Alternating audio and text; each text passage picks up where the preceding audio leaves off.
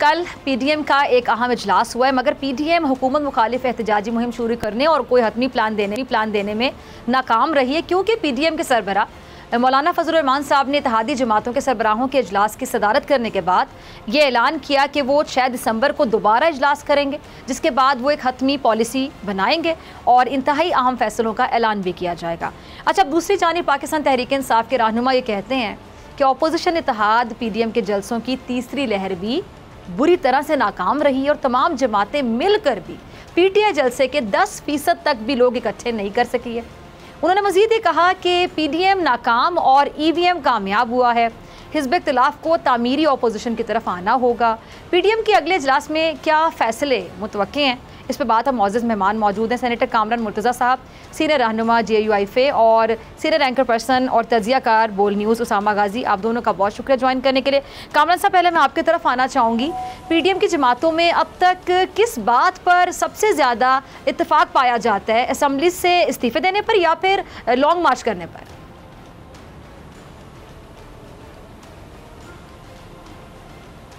दोनों चीज़ों पे आप समझ लीजिए कि कोई ऐसा इख्तिलाफ नहीं है, सिर्फ टाइमिंग के हवाले से कुछ चीज़ें तय होनी हैं और चूँकि फ़ैसले जो है वो हमसे ये कहा गया है कि आप कोई चीज़ बात नहीं करेंगे इस मामले में, तो ये आपने कहा कि उसके बाद 6 दिसंबर के बाद फ़ैसला होंगे। नहीं, ऐसा नहीं है। 6 दिसंबर से पहले फ़ैसले हो गए। जो चीज़ें डिसाइड होनी थी कि ये करना है, वो आप समझ लीजिए कि तकरीबन डिसाइडेड हैं। सिर्फ पार्टीज़ के पास जाएंगी, हर पार्टी अलग अलग अपने तौर पे, और वहाँ जाके वो अपने अदारों से जो है उसकी अप्रूवल लेंगी और उसके बाद टाइमिंग के साथ आ जाएंगी और स्टीयरिंग कमेटी मीनवाइल बैठेगी और स्टीयरिंग कमेटी जो है ना बहुत सारे मामलात को वो कर लेगी, फाइनल कर लेगी और देन जो है ना कायदीन 6 दिसंबर को उसको अनाउंस करेंगे इंशाअल्लाह। ठीक है उसामा, मैं आपकी तरफ आना चाहूँगी। आपको क्या लगता है कि जो पीडीएम है वो अब तक कोई हतमी पॉलिसी क्यों नहीं बना सकी, जिस पे हुकूमत के जो वज़रा हैं, जितने भी लोग हैं, रहनुमा हैं, वो बड़े तनकीद के नश्तर बरसाते दिखाई देते हैं? क्या इसकी वजह ये है कि जी पीडीएम में जो मौजूद जमातें हैं, बहरहाल इस बात को तो मानना पड़ेगा, कामरान साहब आपकी मौजूदगी में मैं कहूँगी आप अग्री करेंगे कि जो पीडीएम की जमातें हैं उन सब के अपने अपने अलग अलग मफादात हैं? जी उसामा। जी ऐसा ही है। और देखिए सबसे ज़्यादा मसला था पाकिस्तान पीपल्स पार्टी और ANP का पहले, वो तो अलग हो गए कि जी आप इस्तीफ़े नहीं दे रहे। उनके जाने के बाद फिर दोबारा एक डिबेट शुरू हुई इस्तीफ़ों के हवाले से, और उसमें ये लग रहा है कि नून लीग के अपने लोग यानी MNA MPs वो किसी भी तौर पर तैयार नहीं है। फजलुर रहमान साहब जो खबरें सामने आई वो ये कि वो तो चाहते हैं कि इस्तीफ़े लॉन्ग मार्च के साथ हों, लेकिन अब नून लीग की तरफ से इस पर कोई चीज़ सामने नहीं आ रही। मसलन आप क्या समझती हैं, शहबाज शरीफ साहब कभी भी इस्तीफ़ा देंगे? सवाल ही पैदा नहीं होता। मरियम साहिबा, नवाज शरीफ साहब का मामला और है, वो तो का हिस्सा ही नहीं है। अब 2 ही लोग इसमें मेन रह गए हैं, नवाज शरीफ साहब और फजलुर रहमान साहब। तो उनका स्टेक तो वो तो पहले दिन से कह रहे हैं कि पार्लियामेंट जाली है, उसके बावजूद अगर वो नहीं इकट्ठे हो पा रहे और वक्त गुजरता चला जा रहा है, कोई ऐलान नहीं कर पा रहे, तो ये इस चीज़ का वाज़ेह सबूत है कि फोकस कुछ और है। फोकस ये है कि पहले मियाँ नवाज शरीफ और मरियम नवाज साहिबा को इस सिस्टम का हिस्सा बनवाया जाए, यानी उनके जो केसेस हैं उनके खिलाफ वो किस तरह से ख़त्म करवाया जाए, उसके बाद अगला लाहेमल होगा। क्योंकि हुकूमत अगर फ़र्ज़ कर लेते हैं चले जैसे भी हो हम गिराने जाते हैं और किसी तरह से चले गिर भी जाती है, कोई इस्टेब्लिशमेंट साथ नहीं भी आती तो गिर जाती है, तो उसके बाद क्या होगा? फौरी तौर पर नवाज शरीफ और मरियम साहिबा तो इलेक्शन तो लड़ नहीं सकते, वो तो नाअहल हैं, तो फिर क्या होगा? अच्छा, कोई और सेटअप आ जाता है, उसमें भी उस तरह से इंटरेस्टेड नहीं है। लिहाजा इसी वजह से आप देखें कि अब जो इजलास हो उसके बाद फोकस क्या था जी, साकिब निसार साहब वाला मामला, साकिब निसार साहब, तो कि उसको बुनियाद बनाकर पहले हम रिलीफ ले लें मरियम साहिबा नवाज शरीफ, उसके बाद आगे होगा। तो असल में फोकस ये नजर आ रहा है, वरना जितनी महंगाई है उसी पर लेकर निकल जाते हैं, लेकिन ऐसा नहीं है। ठीक है। अच्छा कामरान साहब, आपकी तरफ आना चाहूँगी। जो मुश्तरका इजलास है इसमें पास होने वाली जो कानून साजी है उस पर मौलाना साहब को शदीद तहफ़्फ़ुज़ात हैं, जबकि हुकूमत ये कहती है कि मुश्तरका इजलास आइन के मुताबिक बुलाया गया। क्या कहेंगे आप?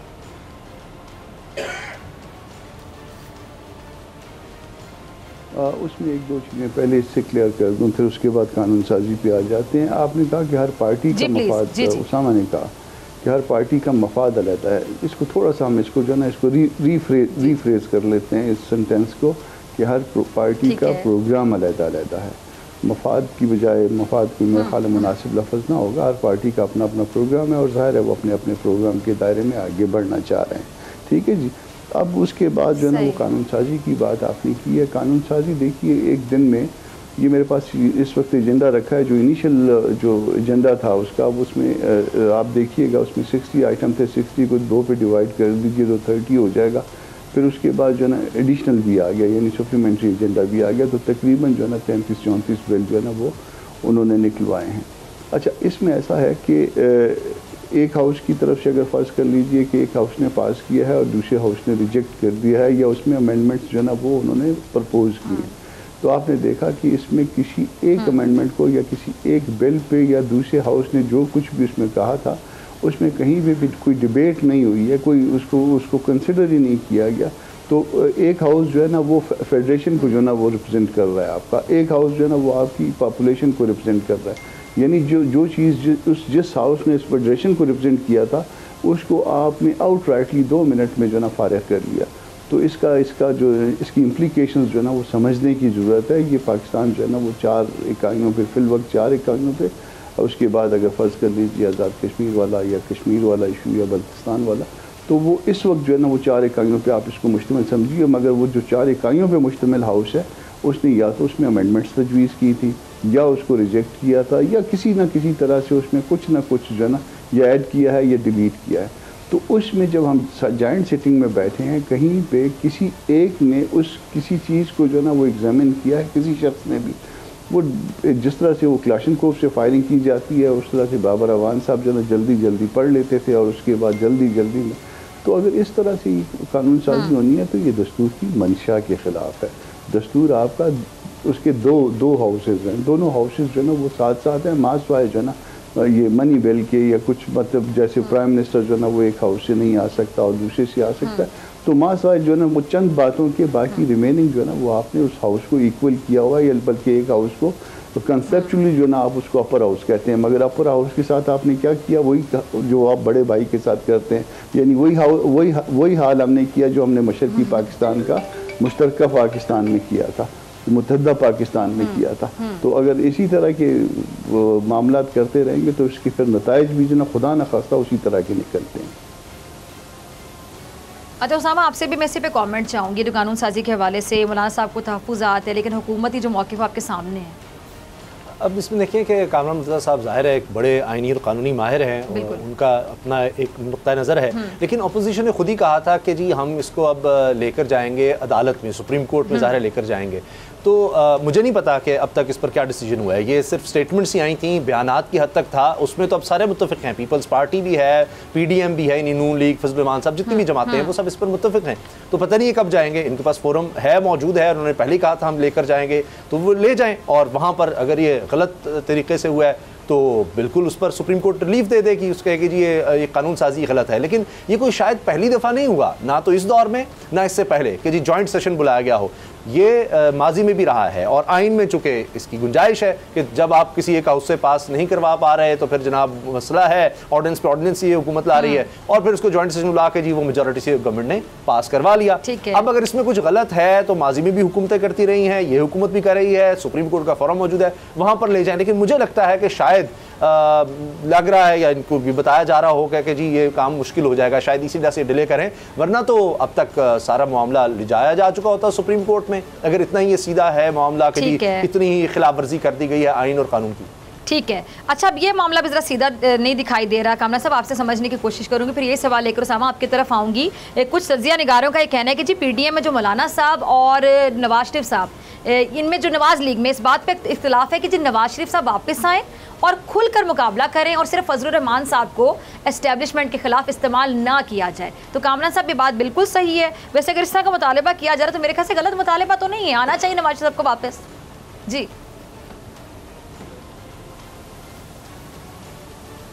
नहीं, ये बात PDM के इजलास में इवन डिस्कस भी नहीं हुई। मैं पूरी जिम्मेदारी के साथ कह रहा हूँ, क्योंकि मैं बिल्कुल शुरू से और आखिर तक मैं साथ बैठा था, उस अपना मीटिंग में मौजूद था, तो कहीं किसी ने इसको डिस्कस नहीं किया। इनफैक्ट ये जो ना ये बिलावल की और पीपल्स पार्टी की उस वक्त की जो ना वो थी, या फिर किसी ने जो ना शरारत की होगी या शोशा छोड़ा होगा, आप इसको पीपल्स पार्टी का जो ना वो बयानिया कह सकते हैं। जब सख्त उस बात के लिए कहा गया तो उनका भी नवाज शरीफ वापस आए, उसके बाद जो ना फिर हम सब मिलकर चलेंगे, कल ये बात नहीं हुई है। एक बात मेरे भाई ने उसामा ने की कि उसमें कहा कि जी वो सुप्रीम कोर्ट में जो जाना जो है ना वो हमने अभी तक तय नहीं किया। उसमें ऐसा है कि आम इतना छोटा मामला नहीं है। जैसे मैंने पहले अर्ज़ किया थी, तकरीबन 3 दर्जन के बिल लगभग जो है ना ये कवानीन है। 3 दर्जन के लगभग कवानीन को आपने एग्जामिन करना है और कोई कह दे कि जी मिनटों में हो जाएगा और मुमकिन नहीं है। अच्छा, उसमें फिर और बातें आपने उसको ये बिल तो पास हो गए, उसमें जो आप सिर्फ अदालत में वो चीज़ें लेके जा सकते हैं जो आर्टिकल 8 के टेस्ट पे पूरी उतरती होंगी। यानी सुप्रीम कोर्ट में ले जाने के लिए आपने आर्टिकल 8 को सामने रखना होगा और 184(3) को भी सामने रखना होगा। ठीक है ना जी, वो बहुत सी बातें तो गलत होंगी मगर मुमकिन है कि वो आर्टिकल 8 के टेस्ट के ऊपर पूरी नहीं उतरती हों। ये भी एग्जामिन करना है। तो वो फिर पार्टीज तो सारे के सारी बातों को गलत कह रही हैं, सारे के सारे बिल को कह रही हैं, मगर जब आप वकील के तौर पे सोचते हैं तो फिर आपने ये 2 चीज़ों को रख के सामने फिर उसके बाद बात करनी है, क्योंकि अब आप अदालत में जा रहे हैं, आपका किरदार यहाँ पे मुख्तलिफ हो गया, तो उसमें जो है ना वो टाइम लगता है। ये मेरा ख्याल है। अच्छा, फिर इसके साथ एक और भी इशू आ रहा है, जैसे ये अभी मतलब अदालतों के हवाले से कुछ बातें शुरू हो गई। उसमें एक तबका फिर ये भी है कि लेके ना जाएं, स्टैंप हो जाएगा, मतलब मुख्तलिफ प्रेशर्स जो है ना वो इस तरह के आते हैं।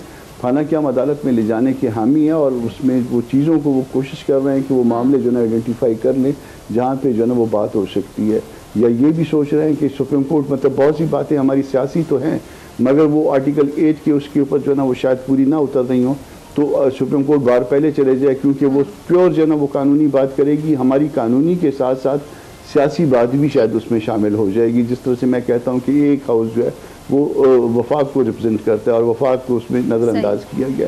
तो ये सारी बातें जो है ना ये देखने की, सोचने की, समझने की है और इसमें पीपल्स पार्टी अपने तौर पे वो कर रही है, नून भी कर रही है, हम भी हैं। तो ये इंशाल्लाह ताला जल्दी आप इसमें देखेंगे मामला आगे बढ़ेंगे।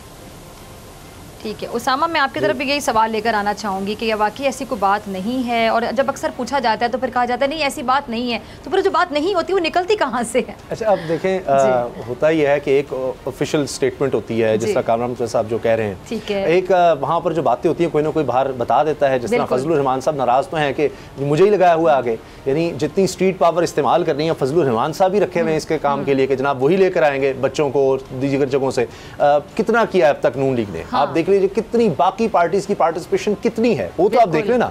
जो अब कहीं भी आप देखते हैं जलसा जुलूस कहीं भी होता है, कराची में उसामा, मुझे यहाँ पे मौलाना सबसे हमदर्दी आपको भी होगी कि जाहिर बात उन्हीं को आगे लगाया हो आपने, तो वहाँ पे जस्टिफाइड है कि वो आप भी आगे लगे ना। देखिए मौलाना साहब अपनी मर्जी से कर रहे हैं, ऐसा तो नहीं, वो बेशक अपनी मर्जी से कर रहे हैं, मुझसे और आपसे ज्यादा समझ है, मुझे कुछ बातों में इख्तिलाफ होगा, लेकिन जहाँ पे यहाँ पे बिल्कुल जस्टिफाइड है कि भी आप भी साथ लगे ना, मुझे क्या यूज करने के लिए रखा हुआ है। ये तो बड़ी दफा हैंड में किया उनके साथ, बड़ी दफा हाथ हुए। हाँ जी, पेशावर में है तो उनकी जिम्मेदारी है जी, कराची में है तो उनकी जिम्मेदारी है, तो नून लीग पंजाब में क्या कर रही है, क्यों नहीं लोगों को निकाल रही है? यहाँ पर क्यों नहीं कर रहे? इत्तेहाद का नाम है कि इत्तेहाद है जी, मिलने और अब ज्यादा जरूरत है, अब ज्यादा जरूरत है। अगर आपने मोमेंटम बनाना है, आप कह रहे हैं जनाब ये साकिब निसार वाला मामला, इस पर जनाब अब इसको भरपूर पजीराई दी जाए, इस पर सारा कुछ किया जाए, तो फिर आप खुद कुछ करें ना। फजलुर रहमान साहब को आपने सिर्फ वो बनाकर जनाब सरबराह हैं जी पीडीएम के, और उसके बाद कुछ भी नहीं। हर दफा इनके साथ यही होता आ रहा है जब से इलेक्शन हुए हैं, उसके अलावा कुछ भी नहीं कर रहे, सिर्फ उनको नाम सदर बनाने के लिए जनाब नाम दे दिया, आपको पता है जी वो बन नहीं सकते। इसी तरह से कहीं भी उनके बेटे के लिए जनाब आप स्पीकरशिप के लिए आ रहे हैं, बन नहीं सकते। तो वहां पर जहां कुछ नहीं बन सकना जी, मौलाना साहब आप आगे हो जाए, वही पीडीएम का सरबराह बना दिया कि यहाँ तो कुछ बन नहीं सकता। सब्सक्राइब करें और बेल दबाएं ताकि कोई खबर रह न जाए।